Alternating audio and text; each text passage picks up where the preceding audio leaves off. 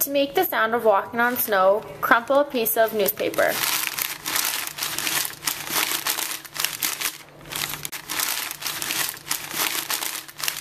To make the sound of walking on gravel, pat a bag of crackers. Maybe still want to do it on Thursday. Maybe still want to do it on Thursday. To make the sound of someone walking up the stairs, stomp your feet. To make the sound of a bone breaking, snap a carrot.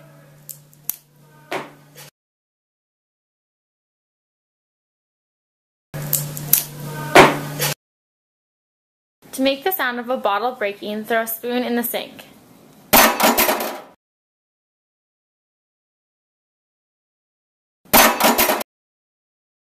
To make the sound of a gun loading, open and close a lock.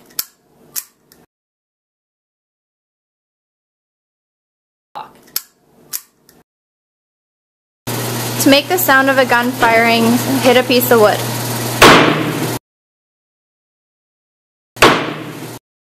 To make the sound of a seatbelt, close a lock. To make the sound of a vehicle starting, start a vehicle.